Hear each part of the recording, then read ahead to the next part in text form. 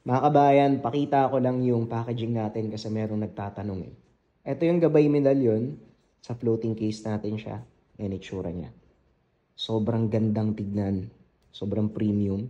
Plus, nandito sa loob ng gold envelope yung orasyon, yung prayer, kasama ng free stickers. Ito naman yung habak de bala. Sobrang gandang tignan, di ba? Yan. Kasi ito, pag yung mga bracelet, ganito rin yung itsura niya. Ito yung talaghay kontra inggit. Sa nagtatanong, yung itsura ng packaging natin. Nasa gold envelope lahat ng orasyon. At di pa yan tapos dyan kasi babubble wrap pa yan. Plus, ilalagay dito sa support local products nating Ziploc. Di kayo tinipid dito mga kabayan. Hindi kayo mapapahiya kung ireregalo nyo yan kasi sobrang premium ng quality natin. Sa lahat ng interesado, message lang. Salamat. Ang kwentong ito ay hango sa totoong buhay. Mula ito sa isa nating kabayan na itago na lang natin sa pangalang Simon. Walang eksaktong taon. Probinsya ng Iloilo. Nang mga panong ito, 15 taong gulang pa lamang itong si Simon. Nag-aaral ng sekundarya at bilang pangtusto sa sarili, sumama ito sa kanyang tiyuhin upang mangisda. Hindi na nakapaghanap buhay ang ama dahil na rin sa natamong pinsala sa baga, dulot ng paninisid ng lamang dagat gamit ang kompresor.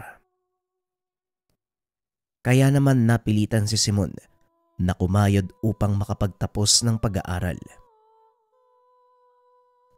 Nakatayo malapit sa dalampasigan ang bahay ng binata. Kahit anong oras nitong gustuhin, nagagawa niyang manguha ng mga lamang dagat para ibenta.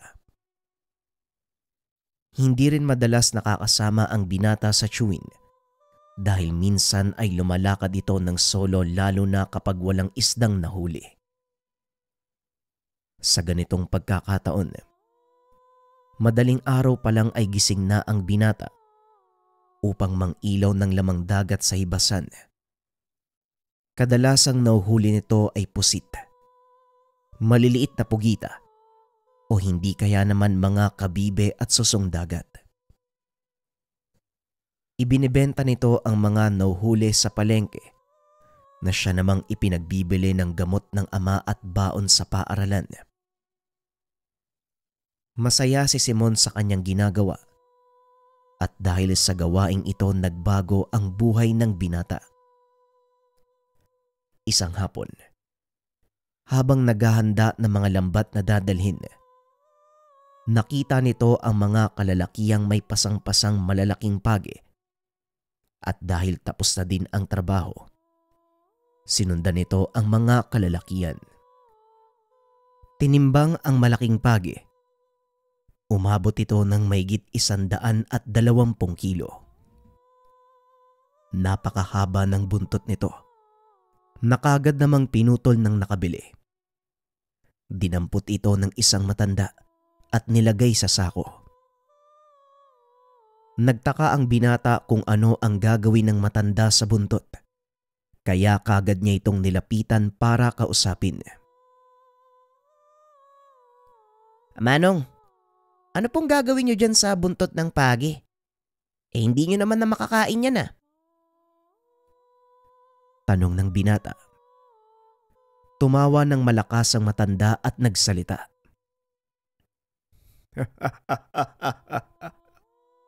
Sinong nagsabi na kakainin ko to?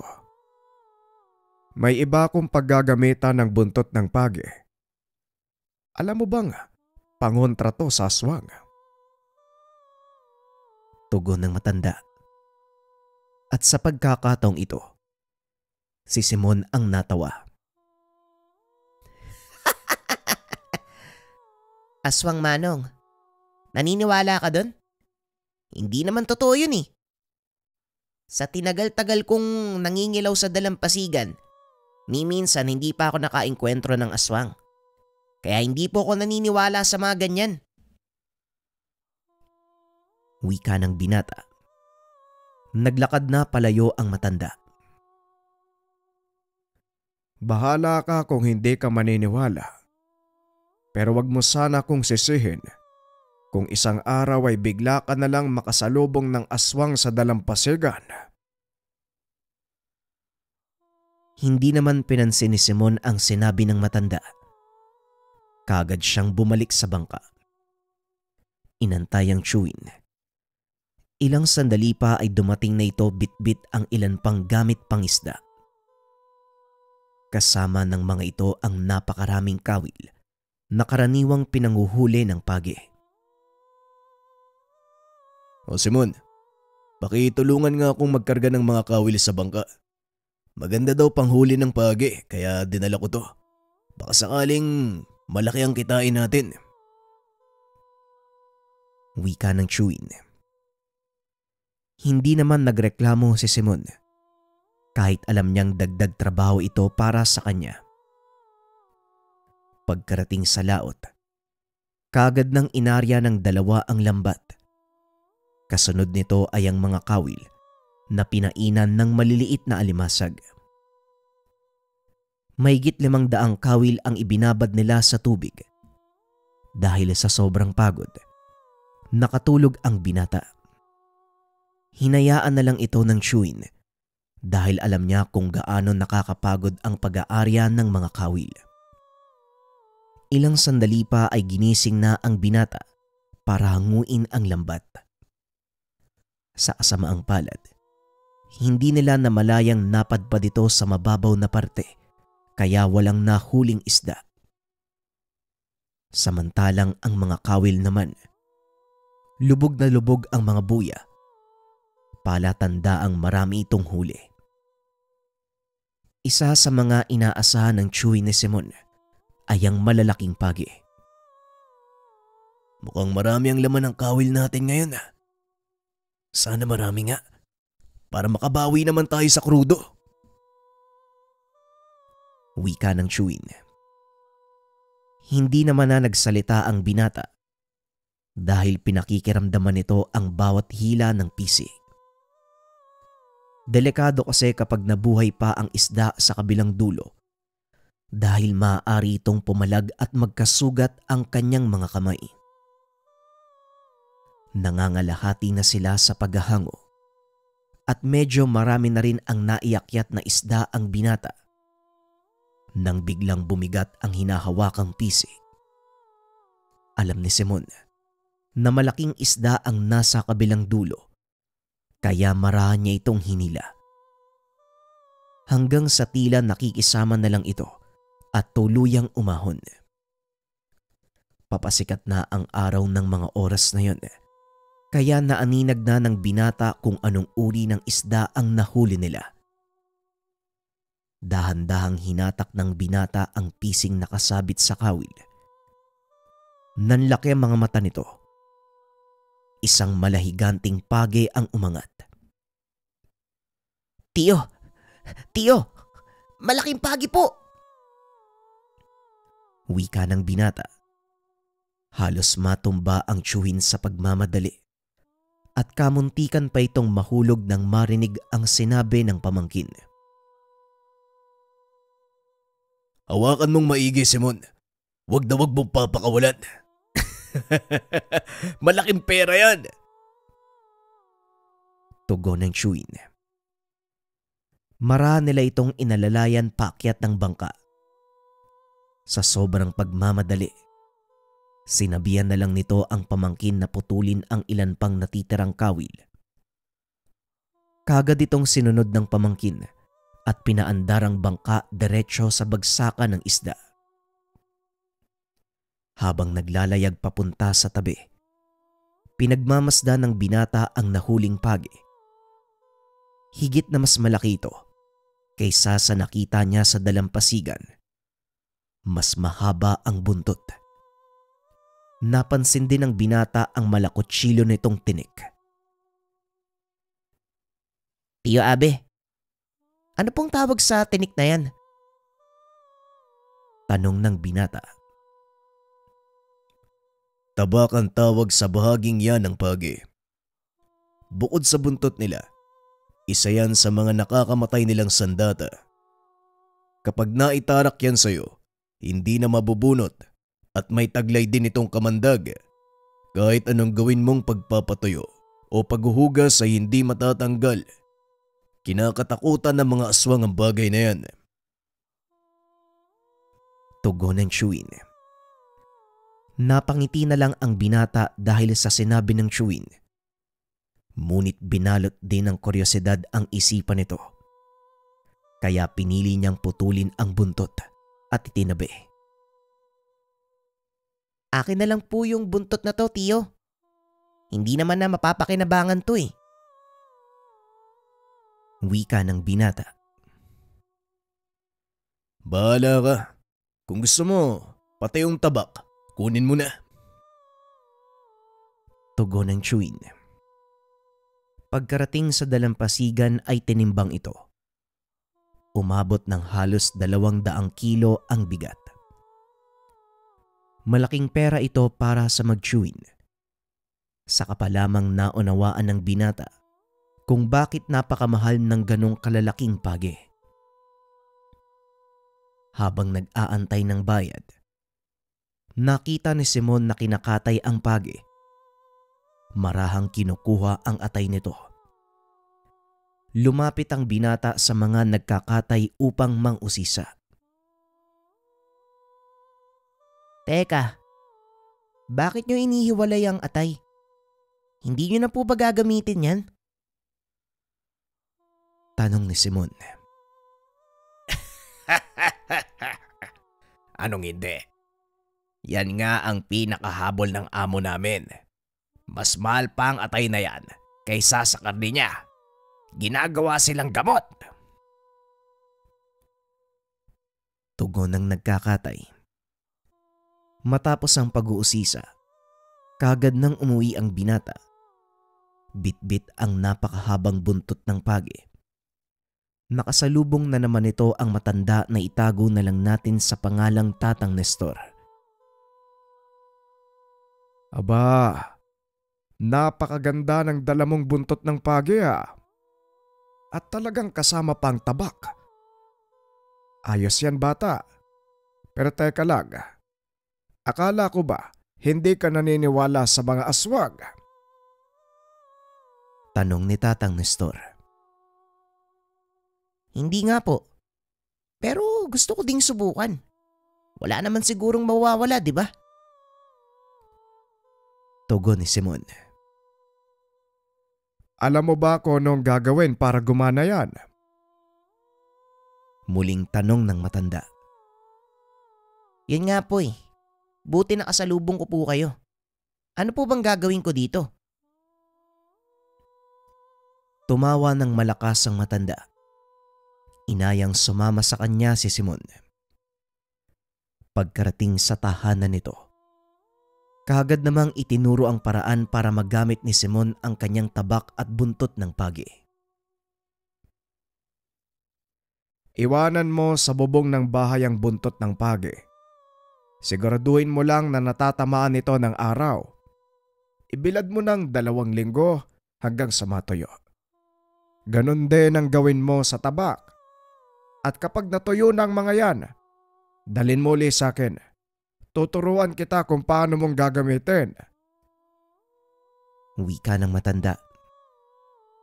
Habang nagpapaliwanag ito ay iniikot naman ni Simon ang tingin sa loob ng tahanan. Napansin ito ang malalaking botelya. Naglalaman ng kung anong hayop. May mga butiking 2 ang buntot. Ahas na itim at kung ano-ano pa. Walang nakakaalam ng sekreto ng matanda sa lugar. Kilala lang ito bilang mangangalakal ng basura o hindi kaya naman naglilinis sa bagsakan. Ngunit lingid sa kaalaman ng lahat na si Tatang Nestor.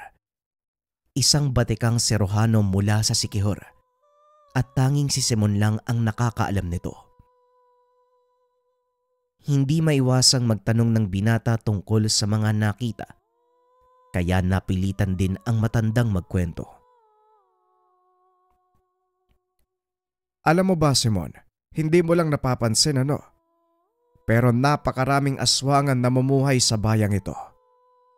Nag-aantay lang sila ng tamang panahon para sumalakay.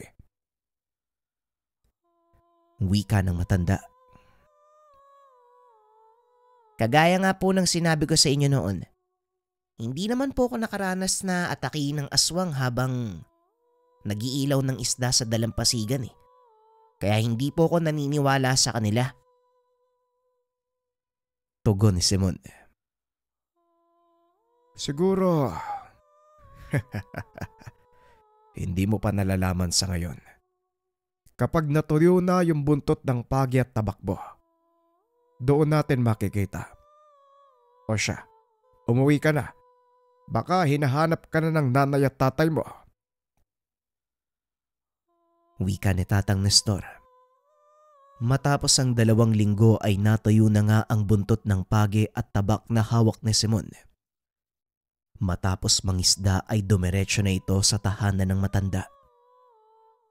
Tila alam nitong pupunta ang binata dahil nakahanda na ang mga gagamitin sa pag-aayos ng buntot ng pagi ni Simon. Amin na yung buntot ng pagi mo at gagawin nating sandata ang isang yan.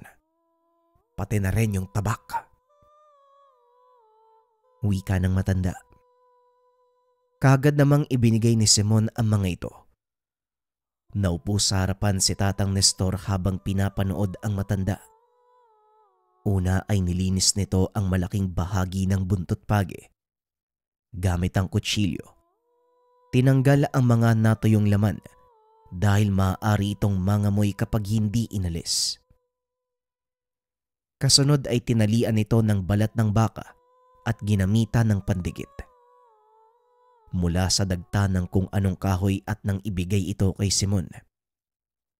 Laking tuwa ng binata dahil isa na itong latigo. Tandaan mo, huwag mong iahataw sa aso o sa tao ang bagay na yan. Dahil ang tamaan ng buntot pagi, nangangayayat hanggang sa tuluyang mamatay. Wika ni Tatang Nestor. Habang ginagawa naman ang tabak ng pagi na halos 1.5 talampakan ng haba. Ito ang pinakamahabang tabak ng pagi na nakita ng matanda. Pagkatapos itong gawin, maigpit niyang ipinagbilin na tanging sa aswang lang gagamitin ang tabak. Dahil sa oras na gamitin ito sa tao ay maaari itong makapatay. Hindi biro ang lasong taglay ng tabak na yan. Sa oras na ibaon mo sa katawan ng tao, hinding-hindi mo na mabubunot ang patalim na yan dahil sa malagari nitong talas. Muling wika ni Tatang Nestor. Matapos ay umuwi na din si Simon. Dahil madaling araw pa itong gigising upang mangilaw ng isda. Kinagabihan, nautusan ito ng ina na bumili ng sibuyas sa tindahan. Medyo malayo ito sa kanilang tahanan at ang daan ay napapaligiran ng puno ng nyug. Pasipol-sipol pa si Simon habang naglalakad nang bigla itong nakarinig ng malalakas na kaluskos mula sa mga tuyong dahon ng nyug. Napahinto ang binata at nagmasid sa paligid pero nawala ang mga ingay hanggang sa muli itong makarinig ng tunog ng mga naglilimlim na manok. Dito na kinabahan ng binata dahil wala ng kabahayan sa paligid kaya imposibleng may manok sa lugar. Marami itong naglakad habang pinapakiramdaman ng paligid nang biglang may kung anong tumalon mula sa itaas ng puno ng nyug. Nanayo ang balahibo ng binata.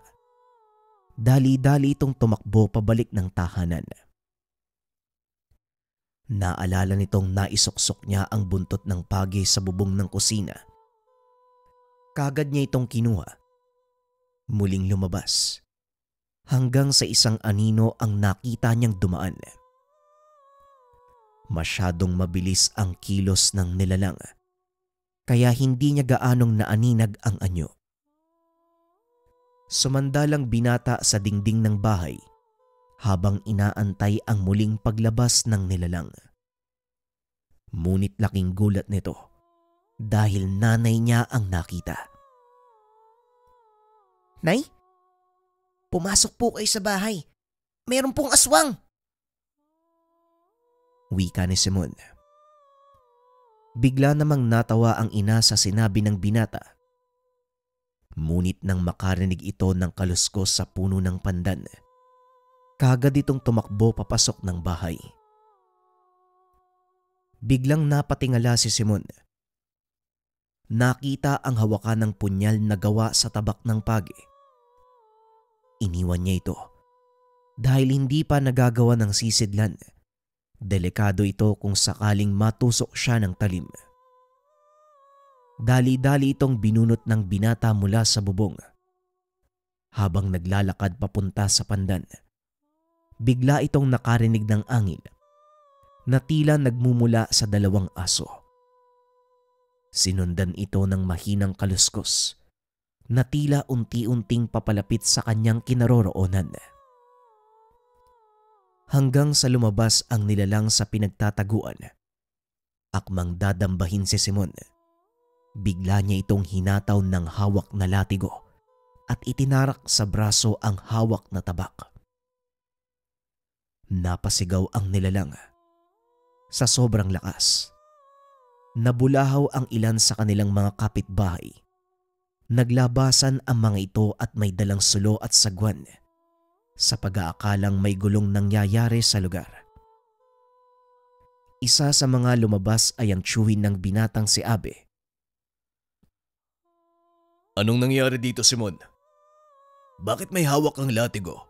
At ano yung ingay na yun? Ikaw ba ang may gawa nun?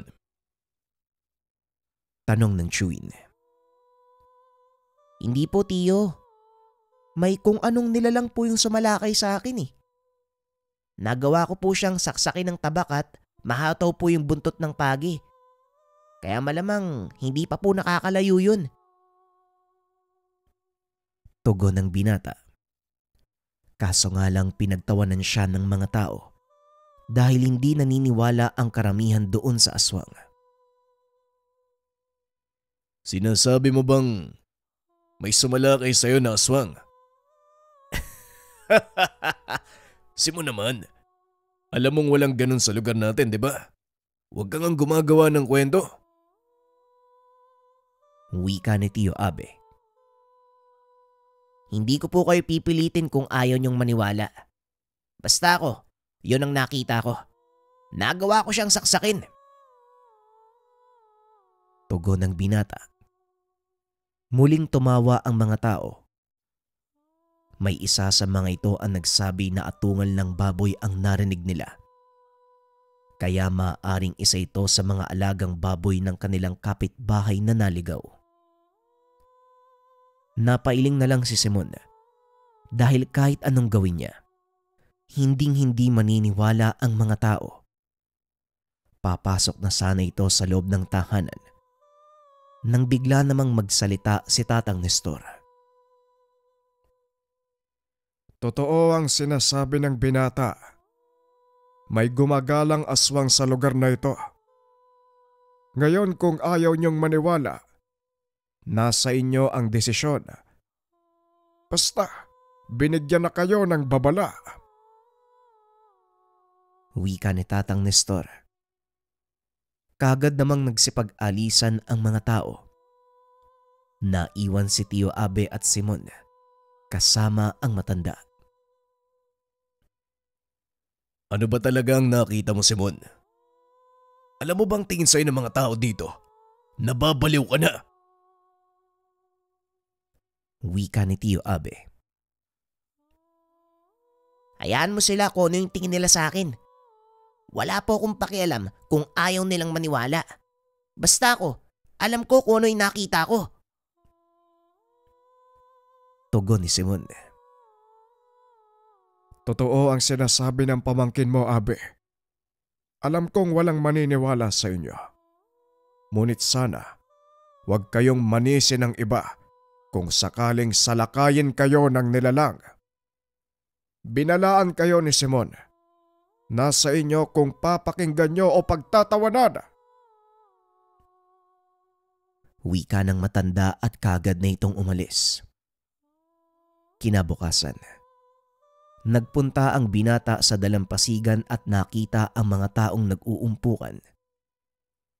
Isang bangkay ng hubot-hubad na lalaki ang natagpuan ng mga ito. Wakwak ang tiyan. Wala nang lamang loob. Batay sa mga sugat nito, wala pang isang araw nang mamatay ang biktima. Dahan-dahang lumapit si Simon. Napansin ito ng isa sa kanilang kapitbahay na itago na lang natin sa pangalang Budong. Hindi ba sinabi mo kagabi may aswang na sumalakay? Saan mo siya nakita? Alam mo ba kung saan siya pumunta? Tanong ni Budong. Oh, akala ko ba hindi kayo naniniwala? Pues pasensya na pero wala akong alam. Tignan nyo na lang dun sa mga alagang baboy ng kapitbahay natin. Baka may isang makasagot sa inyo. Tugon ng binata. Kagad na itong umalis. Ngunit bigla siyang hinarang ni Tatang Nestor. Importanteng malaman nila ang mga nangyayari, Simon. Pakiusap. Huwag mong pairalin ang katigasan ng ulo mo ngayon. Ito na ang pagkakataon para magising ang mga tao sa kanilang pagkakamali. Wika ng matanda. Tinignan ni Simon ang mga tao na tila nag-aantay ng kanyang kasagutan. Pasensya na. Hindi ako nagkaroon ng pagkakataong habulin siya eh. Pero kagaya ng sinabi ko kagabi, may naitarak akong tabak ng pagi sa kanyang braso at paniguradong nakabaon pa din ito. Kaya madali niyong makikilala kung sakali mang magpakita siya. Tugon ng binata. Matapos ay kagad na itong bumalik sa loob ng bahay. Nakasunod naman sa kanya si Tio Abe na nooy walang tigil ang kakatanong. Paano mo ba nalaman na aswang yun, Simon? Nakita mo ba yung itsura niya? Tanong ng Chewin. Hindi po tiyo eh. Pero alam kong nasugatan ko siya at paniguradong iniinda niya yon hanggang sa ngayon. Tugon ni Simon. Imposibleng gumaling ang kanyang pinsala. Unti-unti siyang papatayin ng laso ng tabak. Ngunit paniguradong bago siya tuluyang mamatay, sisiguraduhin niyang makakabawi siya sa iyo, Simon. Wika ni Tatang Nestor. Kung ganon Tatang Nestor, kailangan kong maging handa. Dahil anumang oras, maaari siyang bumalik, tama? Tanong ni Simon. Oo, pero hindi mo na dapat antayin siya pa ang sumugod sa iyo. Ikaw ang pupunta sa kanyang tahanan at doon siya hihintayin. Halika, sumunod ka sa akin. May kailangan akong sabihin sa iyo. Tugon ng matanda. Akmang sasama pa sana si Tio Abe, ngunit kagad itong pinigilan ni Tatang Nestor. Ako na pong bahala, tiyo. Pakibantayan na lang po si tatay para sa akin. Wika ng binata. Tumuloy na ito papunta sa tahanan ng matanda at doon ay tinuro nito ang lahat ng dapat gawin. Kung kagabi lang nangyari ang laban niyo, malamang hindi pa ito nakakabalik sa kanyang tahanan. Kailangan mong umakyat sa ikatlong apakan ng kanyang hagdan. Manatili ka doon. Hawakan mo ang buntot pagi at wag na wag kang aalis kahit anong mangyari. Wika ni Tatang Nestor. Ayon pa dito, Hindi maghihilom ang sugat ng aswang hanggang sa hindi nila nahawakan ang kanilang bertud. Kailangang mahanap ito ni Simon at ilagay sa bulsa niya.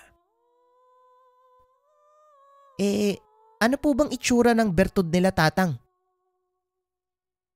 Tanong ni Simon. Kadalasan itim na bato. O hindi kaya pares ng kabibe na may mga nakaukit na kataga.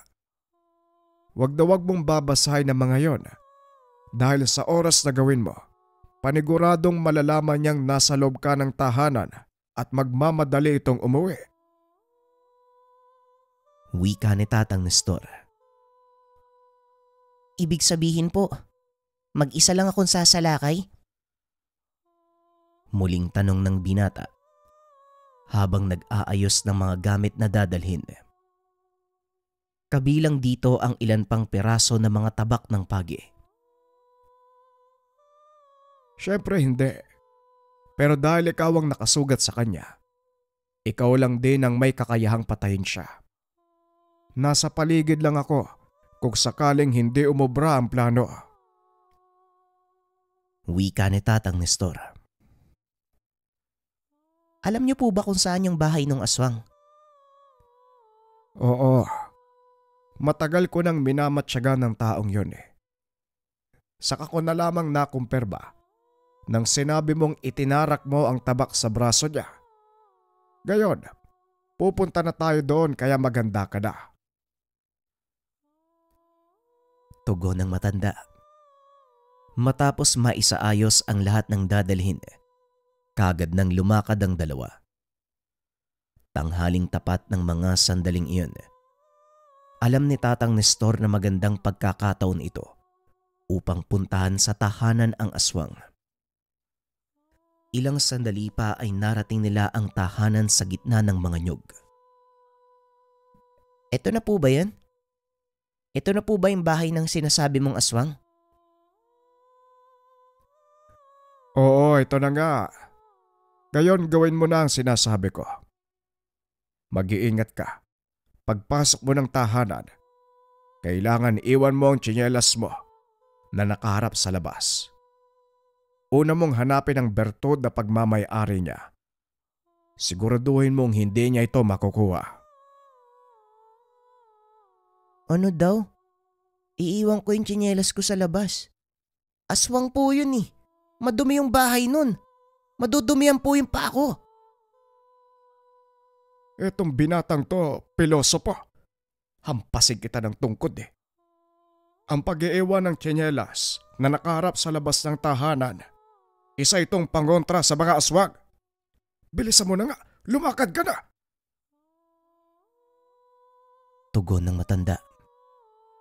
Bagaman kabado, itinuloy ni Simon ang kanilang plano. Pagkaakyat nito sa tahanan, hinanap ng binata ang sinasabing bertud ng aswang. Kagaya nga ng sinabi ni Tatang Nestor, natagpuan ng binata ang bertud sa silangang bahagi ng tahanan. Nang makuha ito, kaagad niyang isinilid sa bulsa at naupo sa ikatlong baitang ng hagdan. Napansin nito, bumubulong ang matanda ng orasyon habang nagpapahid ng kung ano sa katawan.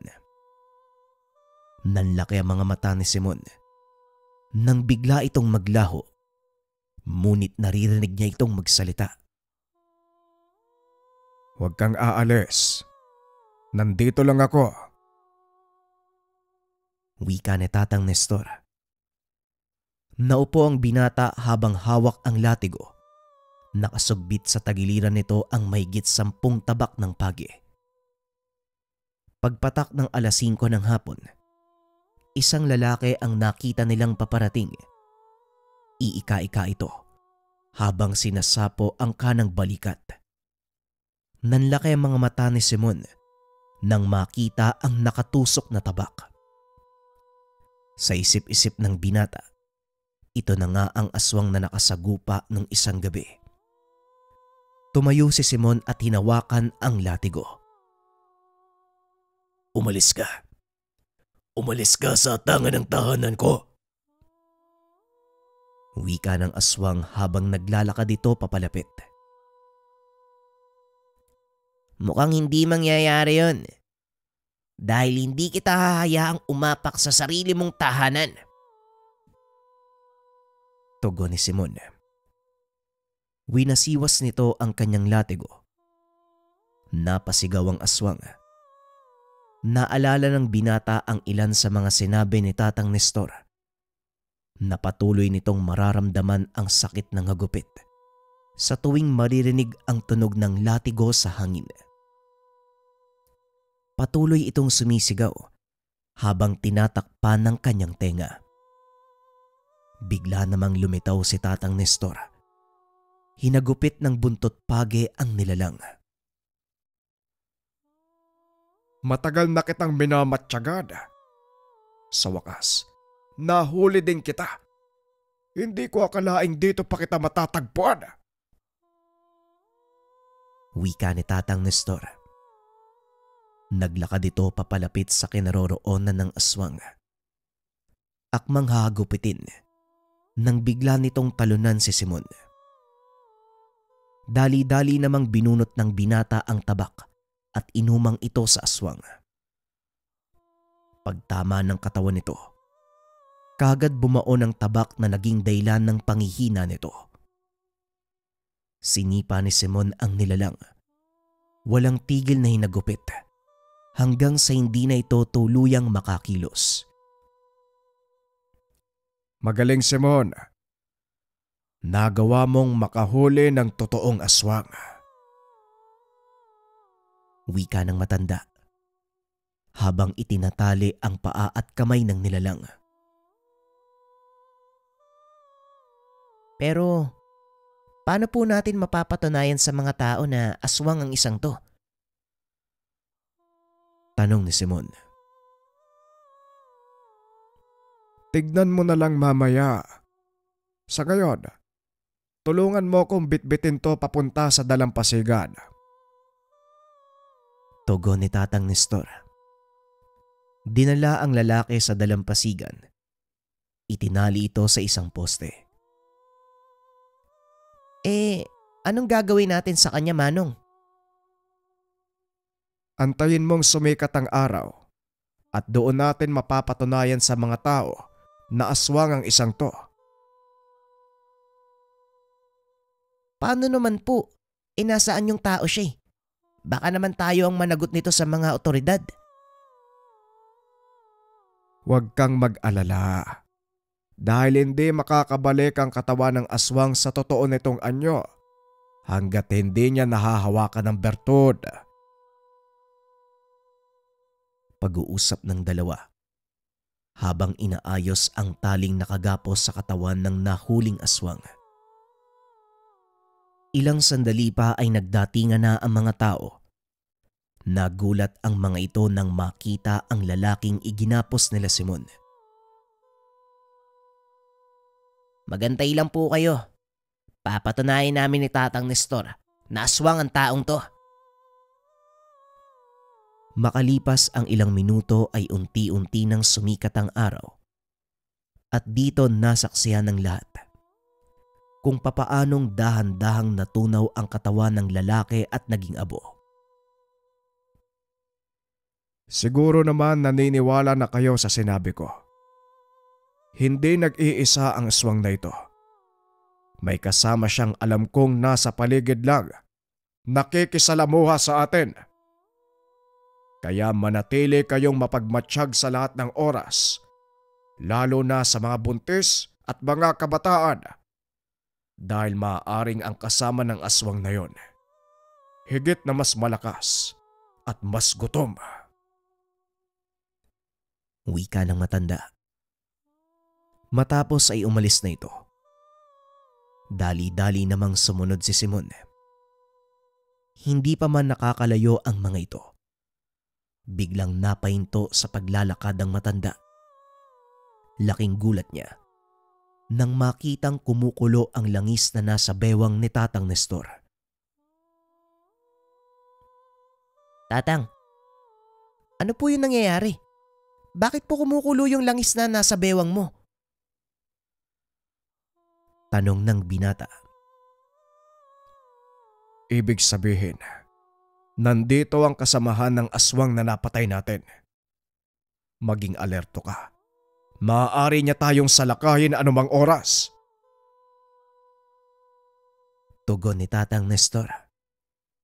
Biglang kinabahan si Simon dahil hindi niya inakalang malaking gulo pala ang pinasok niya. Naloko na. Paano ngayon to, Tatang? Delikado na pala ang buhay natin ngayon. Tugon ni Simon. Simula nang mapatay mo ang aswang na yon, nasa panganib na ang buhay mo. At saka, ngayon ka pa ba aatras kung kailan nasa kalagitnaan ka ng labanan? Tugon ng matanda. Ngunit ang ikinakatakot ng binata, wala itong sapat na kaalaman kung papaanong lalabanan ang mga aswang. Pero Manong, alam mo naman, di ba? Wala akong tamang kaalaman kung paano labanan ng mga yon. Ordinaryong tao lang po ko. Hindi po ko kagaya nyo, isang sirohano.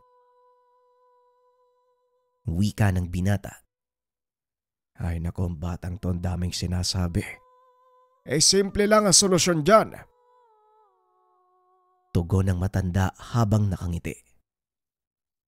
Simple. Itong matandang to nakakainis din eh. Paano nga po? Muling tanong ng binata. Tinitigan ito ng matanda at muling nagsalita. Maging sirohano ka. Hina ng utak mo. Ang buong akala ni Simon ay nagbibiro ito. Kinagabihan habang nagpapahinga. Naupo ang binata sa atangan ng tahanan. Iniisip nitong maigi ang nangyari.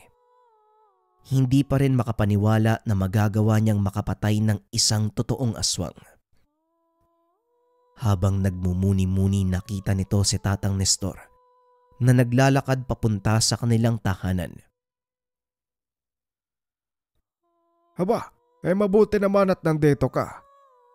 Akala ko nang ilaw ka na ng isda . Samahan mo ko. May gagawin tayo. Wika ng matanda. Sumilip si Simon sa loob ng tahanan. Nakitang tulog na ang mga kapatid at magulang. Kaagad itong tumayo at sumunod sa matanda. Bitbit ng binata ang kanyang tabak.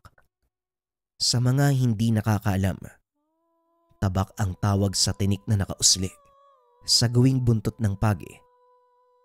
Kilala ito sa tawag na binsol. Ito ang pinakadelikadong sandata ng pagi at sa oras na matamaan ka nito, paniguradong mamimilipit ka sa sakit. Kadalasang nauuwi sa kamatayan.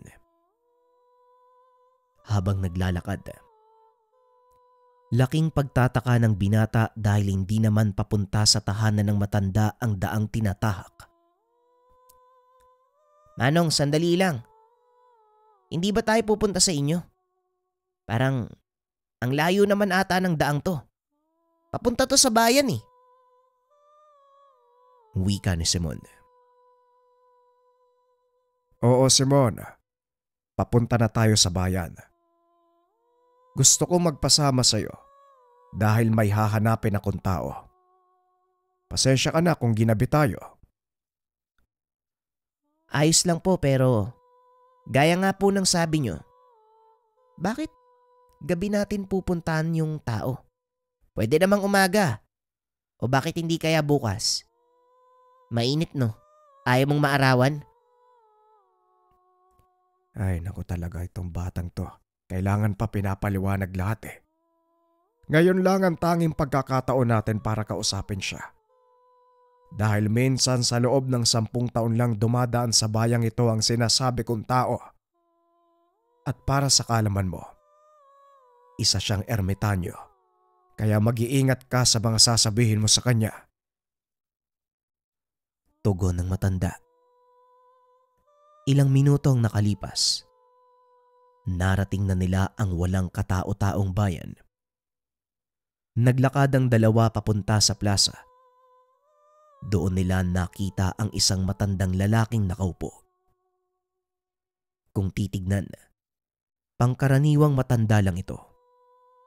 Ngunit nang nakipag-usap na si Tatang Nestor, napansin ng binatang kakaibang lengguwahe ang ginagamit ng dalawa. Hindi nakisali sa usapan si Simon dahil bukod sa hindi nito maintindihan ang mga salita, wala din siyang alam sa kung ano ang tinatalakay ng dalawa. Sa kalagitnaan ng pag-uusap, may inabot kay Tatang Nestor ang matanda. Matapos ay tumayo, naglakad na papalayo. Laking gulat ni Simon dahil bigla itong nawala. Tatang! Tatang! Saan po nagpunta yung matanda? Bakit biglang nawala? Mamaya ko na sasagutin ang mga katanungan mo. Sa ngayon, magmadali na muna tayong makabalik. Tugon ng matanda pagdating nito sa tahanan. Saka pa lamang binuksan ni Tatang Nestor ang ibinigay sa kanya. Puro halamang ugat ito. May mga itim na tangkay na noon pa lamang nakita ni Simon. Tang, para saan po yung mga yan? Mga sangkap sa paggawa ng lanang kagaya nito. Gagawa ko ng isa pa dahil kakailanganin mo ang ganitong uri ng gamit para malaman kung paparating na ang mga kalaban. Tugon ni Tatang Nestor. Para mapabilis ang paggawa, nag-alok ng tulong si Simon. Ngunit hindi pumayag ang matanda dahil baka magkamali ito sa paglagay ng sangkap. Hindi basta-basta ang paggawa ng ganitong uri ng lana. Kailangan ng sapat na kaalaman para ilagay ang tamang sangkap sa loob ng bote. Dahil kung hindi, maaari itong sumabog. Wika ng matanda. At dahil wala siyang magawa, umuwi na lamang siya ng tahanan. Kaso nga lang pinigilan din siya dahil baka salakayin siya ng aswang habang nasa daan. Wala nang nagawa si Simon kung hindi ang matulog sa kinauupuan. Pagkagising nito kinabukasan, nakalapag na sa mesa ang isang bote ng lana. Kinuha ito ni Simon at lumabas ng tahanan. Nakita nitong nagsasalansan ng mga nakalakal na plastik ang matanda. Magandang umaga po, Tatang. Parang hindi po yata kayo natulog ah. Tanong ni Simon. Nakatulog na ba na? Kaunti galag. Ayan, gawa na ang lana para sa'yo. Magagawa mo nang malaman kung may papalapit na aswang. Nga pala, may bibigay ako sa'yo. Sandali lang, antayin mo ko dito. Naglakad ang matanda papasok ng bahay. Nang lumabas ito, meron siyang dalang maliit na itim na libro. Ano po to, Tatang? Tanong ni Simon. Isa yang libretang naglalaman ng mga dasal at kaalaman sa panggagamot. Basahin mo yan nang may matutunan ka sa pagiging serohano. Napangiti naman si Simon dahil tinotoo ng matanda ang sinabing tuturuan siya kung paano maging isang manggagamot. Pinag-aralan ng binata ang libretang ibinigay. Sa loob ng ilang araw, nagawa nitong makabisado ang mga dasal, lalo na ang pangsabulag at pangontratigalpo ng mga aswang. Sa tulong na din ng paggabay ni Tatang Simon, maging ang mga komplikadong aral nagawa ding matutunan ng binata. Ngunit kabilin-bilinan ng matanda na wag itong ipapaalam kahit kanino dahil paniguradong dudumugin siya ng tao at mabubuko ang kanilang sekreto. Ayokong marami ang makaalam ng ginagawa natin, Simon. Maaaring ikapahamak natin ito o hindi kaya naman ng mga mahal natin sa buhay. Ito ang kaisa-isang bili ng matanda at habang nagtatagal, lalong humuhusay si Simon pagdating sa kombate espiritual dahil ito lang ang tanging panglaban nila sa mga aswang kung sakaling makaharap ang mga ito. Ngunit habang nagpapalakas ang dalawa, walang kaalam-alam ang mga ito na nag-aantay lang ng tamang pagkakataon ng kalaban upang sumalakay. Isang gabi, habang naghahandang mangisda ang binata, biglang dumating si Tatang Nestor. Humahangos ito at daladala ang kanyang mga gamit. Ano pong nangyari, Tatang? Bakit po kayo nagmamadali? Mamaya ka na magtanong. Bilisan mo. Kunin mo na ang mga gamit. Kailangan na nating magbadali. Tugon ni Tatang Simon. Dali-dali namang bumalik ng bahay si Simon. Nakasalubong nito ang tiyuhin. Tiyo Abe, hindi na muna ako sasama. May importante akong lakad. Wika nito. Hindi na binigyan ng pagkakataong makasagot ang tiyuhin. Dali-daling kinuha ang mga gamit. Kaagad na ding bumalik sa kinaroroonan ni Tatang Nestor. Handa na po ako, Tatang. Pero saan po ba tayo pupunta? Muling tanong ng binata. Nagsimula nang manalakay ang mga aswang. Kaya pala kumalma sila sa loob ng mahabang panahon. Dahil naghahanda sila sa maramihang pag-atake. Wika ni Tatang Nestor. Ganun po ba? Siguro naman sapat nang natutunan ko para labanan sila, di ba? Kung pagbabatayan ang kaalaman mo, wala na akong masasabi. Ang tanong dito, kung paano mong magagamit ang mga yan sa aktwal na laban. Bueno, nandito naman na tayo eh. Bakit hindi na lang natin subukan ng malaman ano?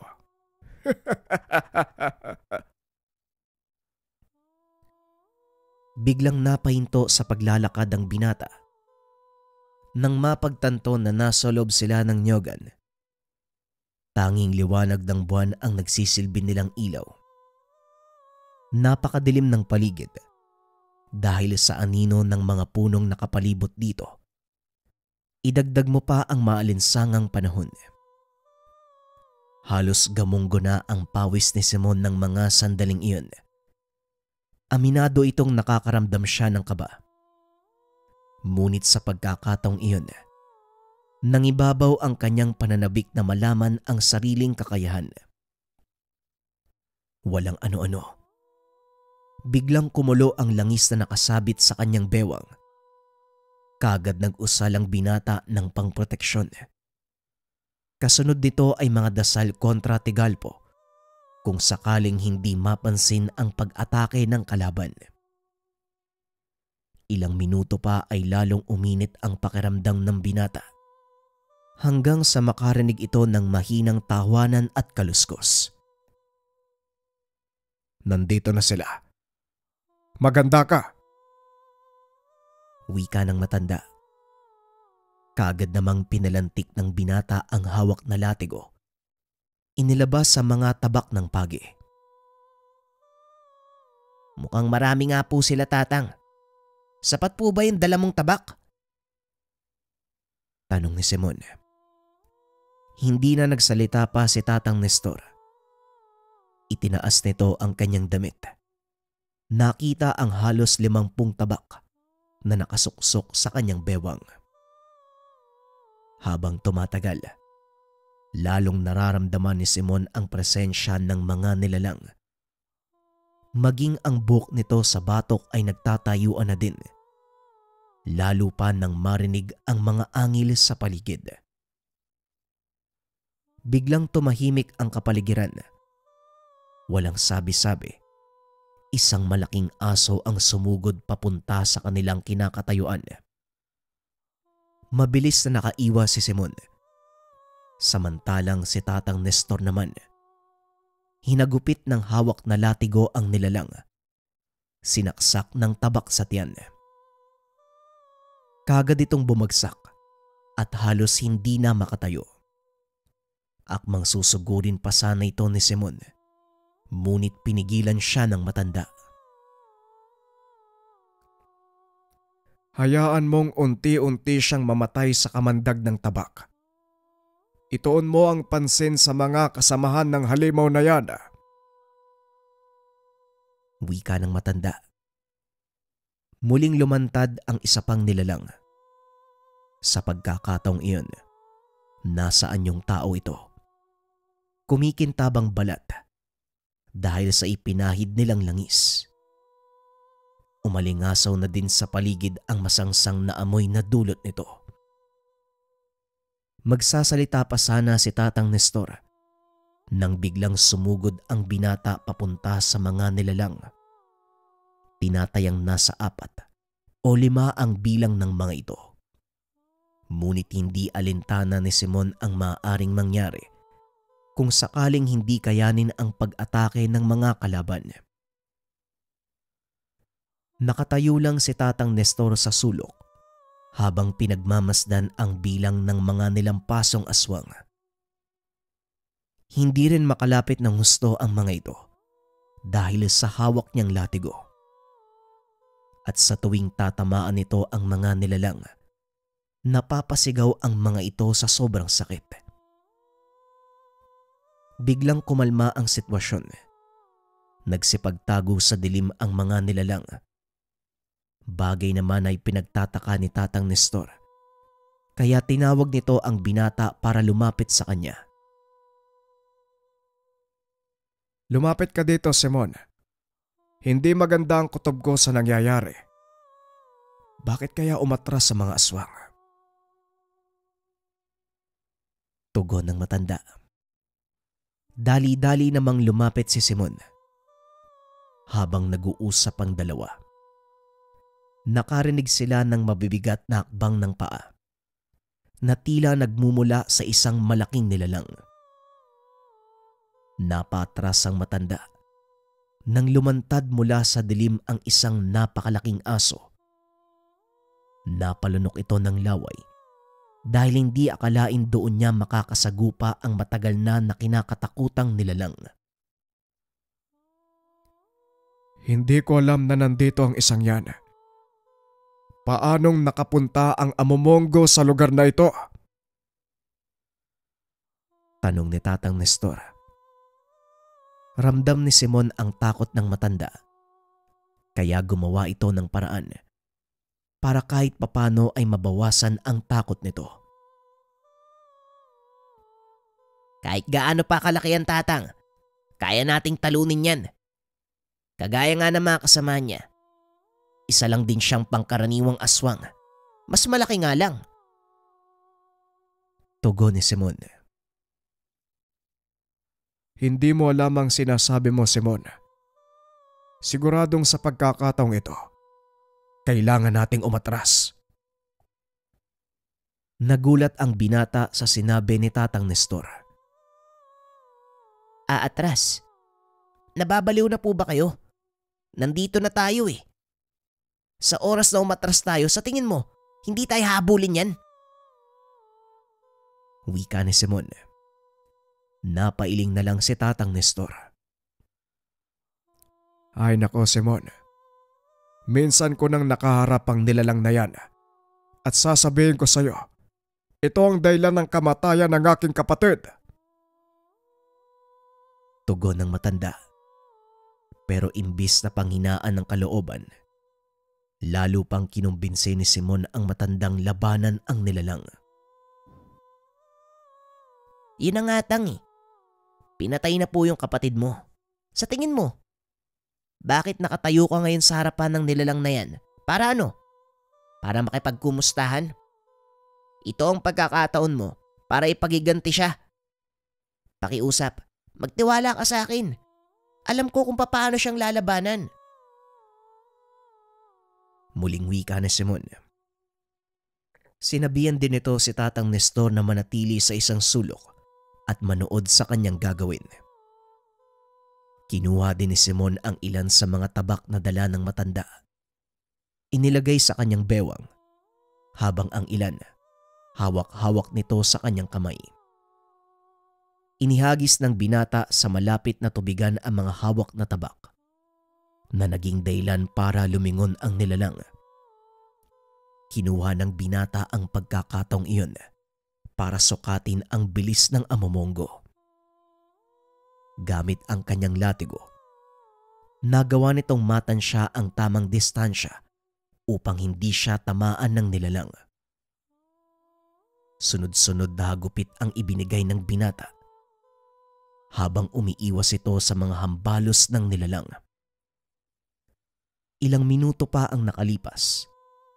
Tumalon si Simon sa gawing tubigan at dinampot ang nagkalat na tabak.